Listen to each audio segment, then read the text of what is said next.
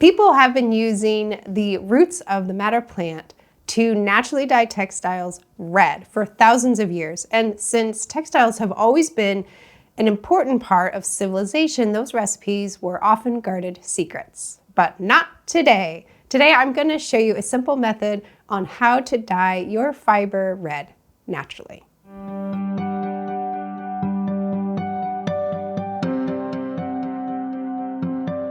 So if you are interested in history, then natural dye history is fascinating, because if we can determine what people were using to dye their textiles, then we are also learning about their culture, their social structure in society, their politics, their ecology, and their potential trade routes. Because until the 1860s, when synthetic dyes were created and really overtook natural dyes, everything was dyed with what was found naturally. So if we can determine what dyed what in these historic textiles, we are learning not only what they use locally, but if it wasn't found locally, where are they getting it from? And did they trade often with these other groups or these other civilizations? Anyway, it's truly fascinating stuff, and I highly recommend you learn a little bit more about dye history if you're interested, especially with madder. Madder has an extensive dye history because it has been used for huge civilizations throughout the world for, like I said, thousands of years. So all parts of the madder plant do hold dye, but what we're really interested in are the roots of the madder plant, because the roots contain the anthraquinones, and anthraquinones are responsible for the color-fast red dyes. Now, color-fast means the color is going to bond onto that fiber and stay, which is why we can see evidence of madder in the historic textiles. Now, I read that there are like 28 different anthraquinone chemicals that are in the madder roots, which I am not going to try to pronounce. These different chemicals will give us different tones of color, so we can really change or shift the color of the dye we get by emphasizing which chemicals are going to pronounce themselves. You can also use madder with other dyes to create a really fantastic spectrum of color. Let me give you an example. So over here are some examples of different shades of purple, burgundy, etc. These I made by combining madder with indigo, and I did this over on my Patreon. So if you want to learn more about combining madder with other dyes or more about dye history, then I will put a link to my Patreon down below. So now that we know about the history and the science, let's finally get down to it and get to the process. So what do we need for this dye? Well, we need madder. So this is dried and ground madder. Now you can buy it or you can grow your own, but it's important that it's dried, and before you do it in a dye, it needs to be ground up. So I just buy this already dried, already ground. It saves a step. There are many different varieties of madder, and this one I'm using today is the Rubia cordifolia. So other than our madder, we need our dye pots. 2 is actually very handy, and our dye spoon and our strainer to strain out the madder before we add our fiber, because we do not want to be picking the little bits out. And I actually also use a piece of fabric just as another level of straining. And of course, we are using our dye materials in the dye area for dye things only. We're not using our kitchen stuff here. This is dye stuff. So we have all of our pots or strainer, our heat source, and our temperature thermometer watcher, because we do want to watch our temperature. We have our fiber. I have some wool that has been pre-mordanted with alum. It is important to use alum mordanted fiber with madder. And then we need a calcium carbonate, otherwise known as chalk, or you can use Tums that you buy in a pharmacy. This is going to create a hard water, and hard water really helps bring out the bright reds with the madder. So now that we've gone through everything, let's actually get this ball rolling and start dyeing. The first step is we need to rehydrate the madder before we can do a dye with it. So you're just going to take your dried madder, add it into a pot or container, fill it up with water, and let it sit. I like to let it sit overnight. So I actually started this yesterday, so I don't need this madder. Actually, I can move all this stuff this way. So this is my pot of rehydrated madder. And what I first need to do is I need to add more water because there's not enough water to do a dye. So hold on one moment. Okay, so we have our madder that was soaking overnight. I added more water. Now I need to make this water hard by adding my chalk. So I'm going to measure out 5 grams because I have 100 grams of madder, and you're going to use about 5% of the weight of madder for your chalk. So I need 5 grams of chalk.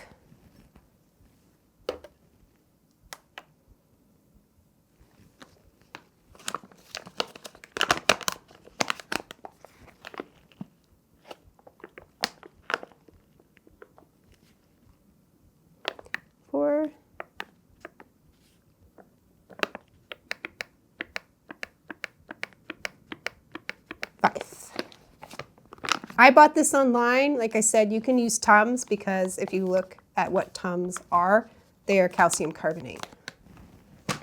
And I actually want to make this a little bit of a paste, so I'm just going to dip it in like that and get my spoon.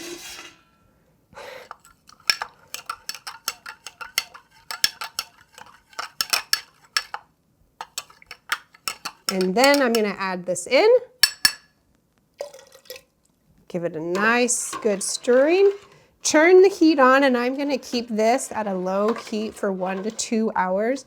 It's important that this dye does not boil because it will muddy the red dye, and you'll go from like the clear bright reds to like the muddier brown reds. So I'm just going to keep this at a nice low heat, low and slow, name of the game. And after an hour or two, I will check on it and then we can add our fiber. So I'll see you then. So this has been at a low simmer for about an hour. I did not let it get above 180. I'm just gonna check the temperature again real quick.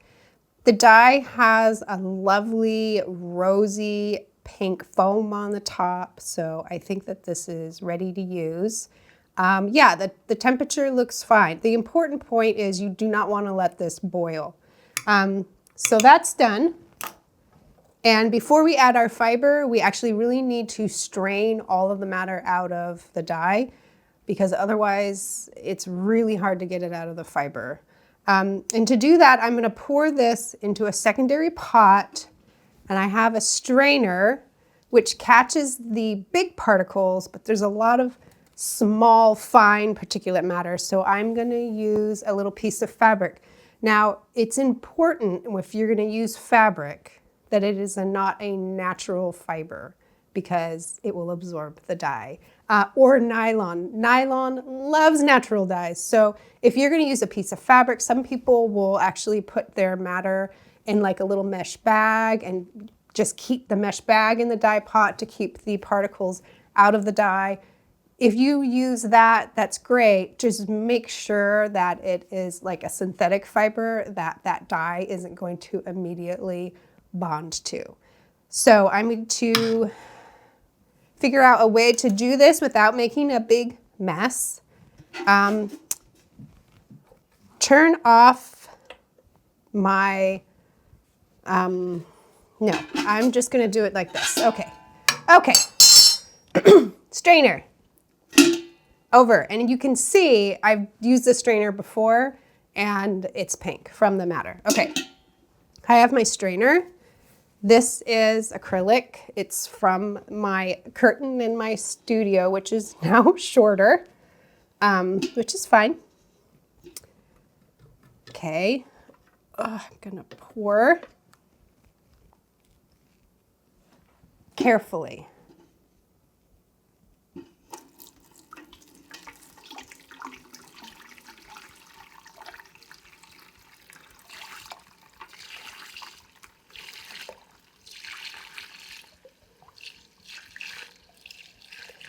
And the majority of that matter is just stuck right there on the bottom. So I need to scrape all of that out.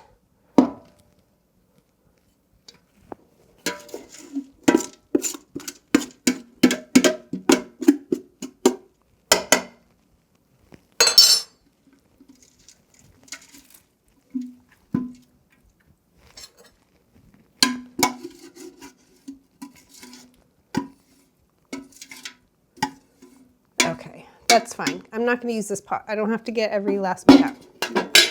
All right, I've got it in my fiber.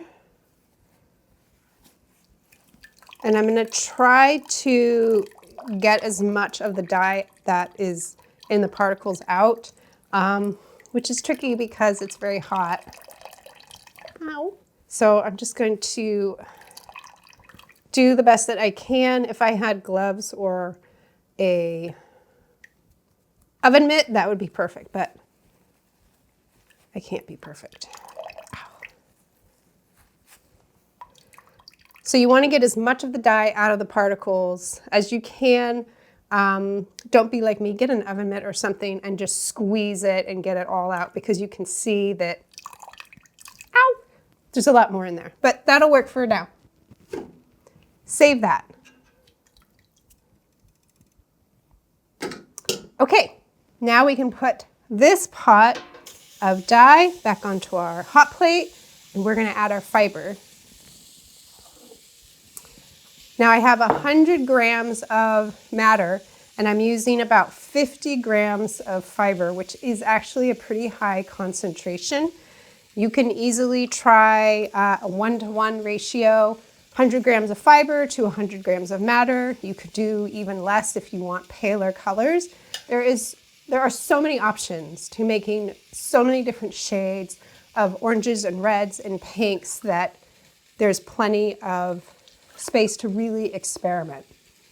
So I have this soaking in water, which is important because you want your fiber to be wet to really open up the receptors on the fiber to absorb the dye evenly. And now I'm just going to add this in. This is not going to be instantaneous where you pull it out and it's red. It's a slow process, remember, low and slow. So I'm going to keep this in the madder bath for about another half an hour to an hour. I'm going to pull it when I like the color, and that's what is important. Pull it when you like the color. Just remember that when it dries, it will be one shade darker. So I'm going to let it do its thing, and I will see you in a minute.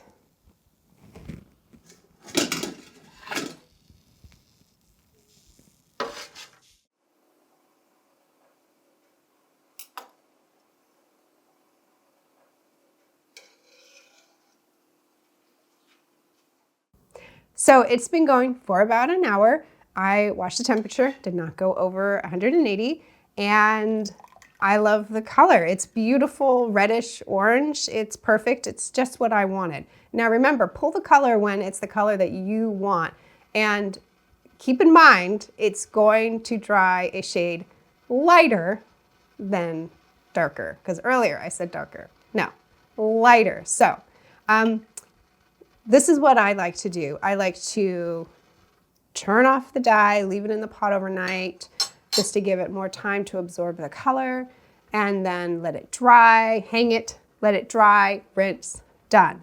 But keep in mind, there's still a lot of dye left in this dye pot. Keep adding in more fiber and see what colors that you're gonna get, because with madder, remember, there isn't just one type of red. You are gonna get shades of red, and let me show you what I mean. So these are two things that I knit. This first one is a much brighter red. It actually, I did knit in some pink in there. So if you're seeing pink, that's actually a different strand of yarn that was from a mushroom. But you can get the general idea. This is a very bright red compared to other samples I've done, which has a lot more orange in it. And then this one,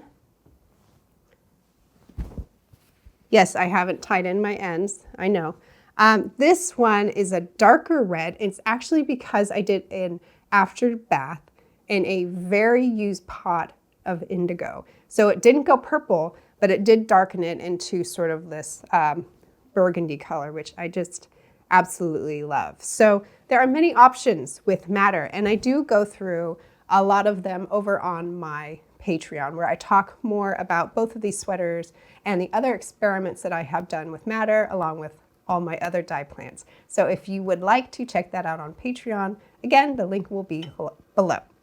So thank you again for watching. I hope this inspired you to try Madder for yourself.